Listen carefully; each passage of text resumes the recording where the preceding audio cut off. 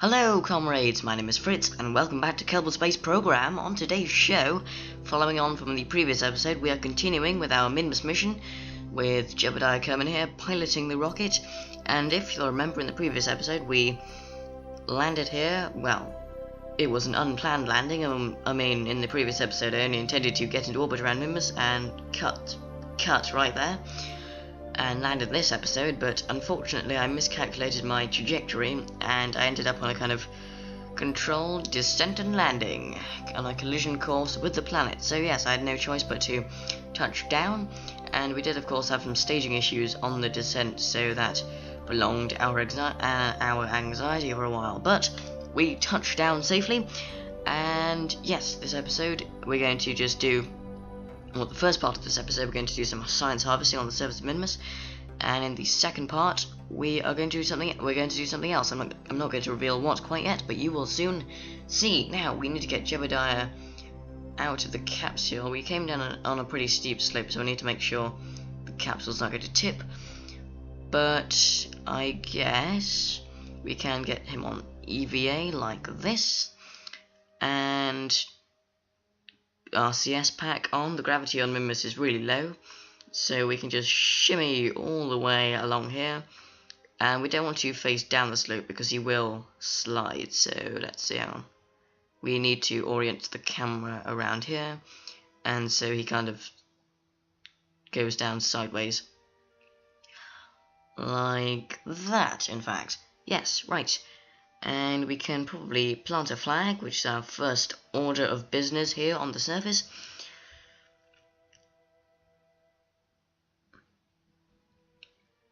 There it is, stands nicely on the rather steep slope. And what should we call it? Minmus landing 1 will do fine.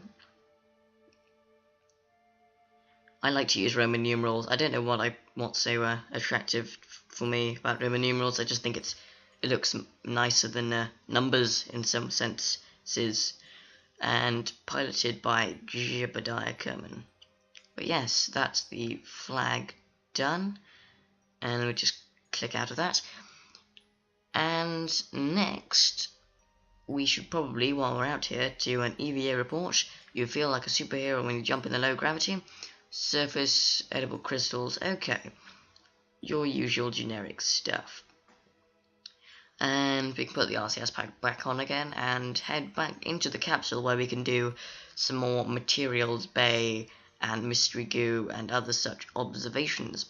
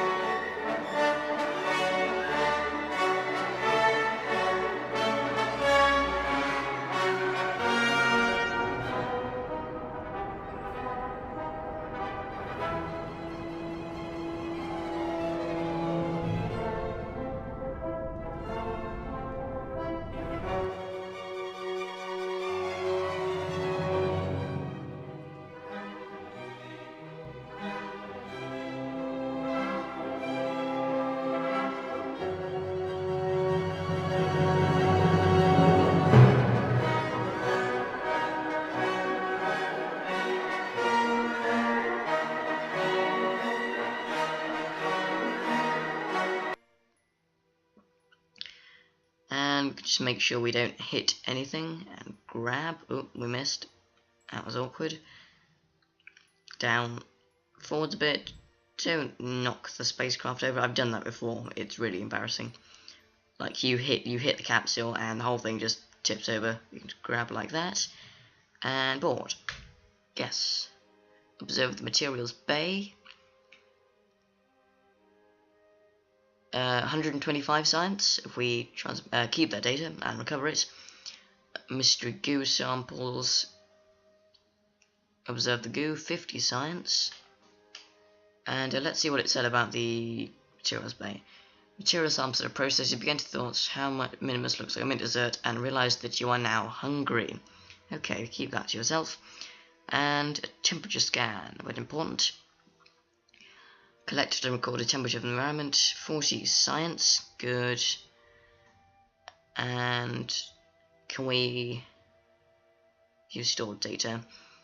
Superhero when you jump in low gravity. We can transmit that because that has the same recovery points as transmitting points.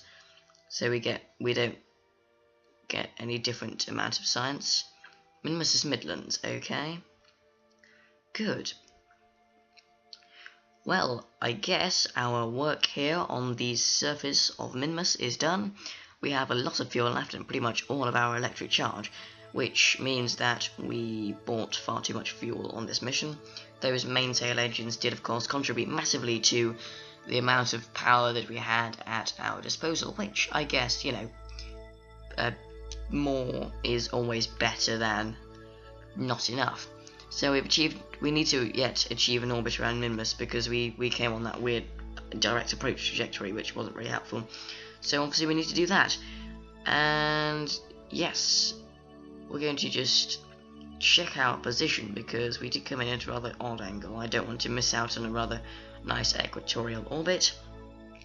And we will have to shimmy around and turn a bit because we are on this really odd ridge which has messed with our kind of orientation, so we're going to reactivate the engine and make sure everything's okay.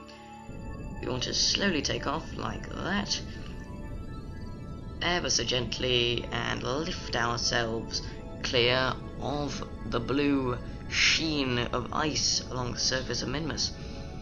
Very slowly, make sure we can get our position correctly, and then pitch over and kind of skip over the crest of this ridge. There's our shadow slipping away nicely. We can probably throttle up a bit more because we want to move our velocity vector around a bit and be able to manipulate that to a much greater extent than we currently can. Because the more power that we fire in one direction, the more maneuverable our velocity vector is in one sense. And it looks like we're going to clear this ridge with lots of space to spare, quite literally. And we can probably pitch over all the way over to the horizon line, sticking it up to half chat, half throttle, and checking out apoapsis. That's 7.2, 7.3, 7.4. Gravity is low, obviously, so about 10 kilometers we can start. Time warping up to apoapsis, 9 and 10. There we go, cut the throttle. And just let it glide up to the zenith of its arc, of its ballistic trajectory currently, hopefully not for long. And kick it up to full throttle once again. You can see that orbital velocity for Minmus is very low. We're almost in orbit and we're doing less than 200 meters per second, which, you know, is good if you've got a small spacecraft like this. You don't want to exhaust the engine or waste too much fuel getting back into orbit. So I guess this rocket was perfect for the job in one sense. And there we are, we've completely circularized. I'm going to quick save here, just to make sure we don't lose any of our progress, and basically look for Kerbin. No, that's Ike. We're going to go there soon, although probably not in a video. I might do that behind the scenes. Anyway, yes, we need to now, next order of business is to plot a maneuver, but before we do that, we do of course need to transmit or recover scientific data from space around Minmus, which includes an EVA report. Oh, there's the Kerbin with the moon and everything. Should probably take a screenshot of that later. Actually, we'll do that if we just let it board and then get rid of that little annotation. Like so. And that's a lovely screenshot. Bring the user interface back up, and now get him on EVA to do an EVA report. We can just release his hold on the ladder and do that. According to 32 science, both if we recover or transmit, so we can probably go ahead and just transmit that straight away. Greater Flats. Okay, so these are actual specific biomes then. That's interesting. We can probably bear that in mind for future missions to other planets. And yes, we can't do... Can we do anything else? We have done... I'd quite like to do a materials bay observation. Transmit that. Yeah. Edible, huh? And yes, I'd quite like to do a materials bay observation, but I don't know if we can, considering that we might have to reset it. And the Comitron 16 is done, but I think we can just leave that, I guess. And you'll see how tiny Minmus is. Going to have to zoom in to do this. And we need to do the same kind of thing as we did when we returned home from the moon. So about here would kind of fire us out and then pull us all the way back in. Reel us down through the atmosphere. And waiting for that periapsis to disappear, so we might need some adjusting. 100 meters per second, so escape velocity obviously not that big.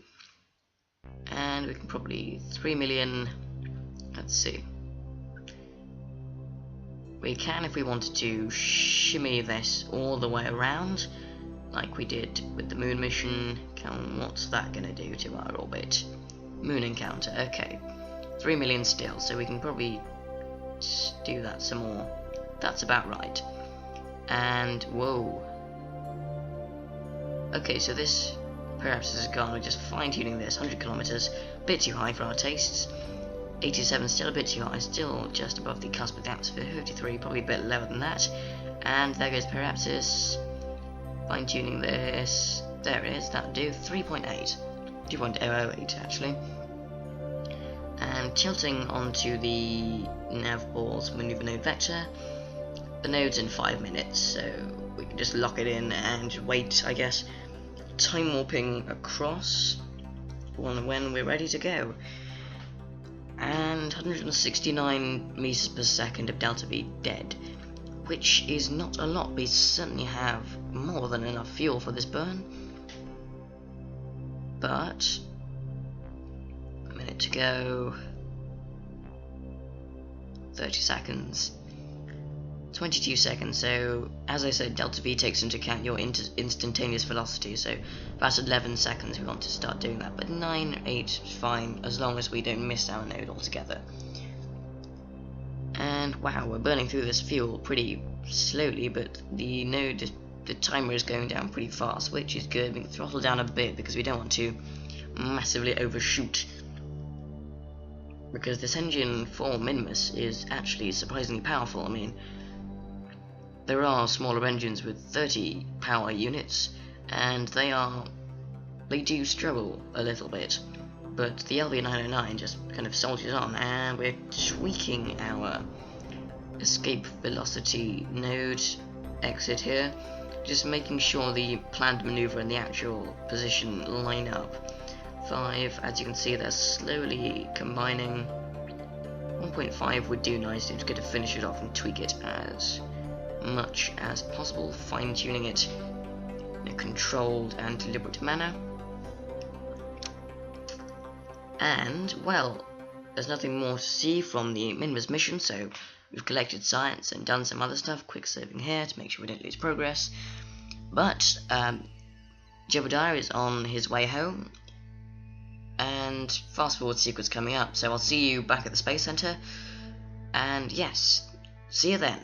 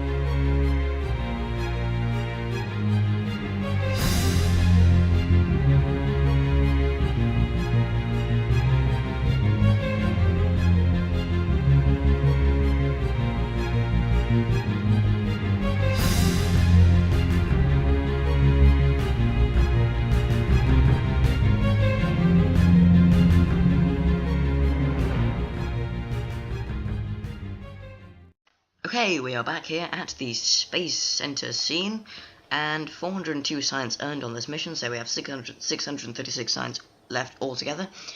And let's see, parts, 402.5, yeah, so subtotal, and that all came from these parts. The funds certainly came from the parts here, so all of the stuff on the lander, which was crew Jebediah Kerman's back, and command pod, parachute, 26.6 science value, 3 resources recovered, 1,529.4 kilometers from KSC, 38 parts, so that's how much was on our lander then.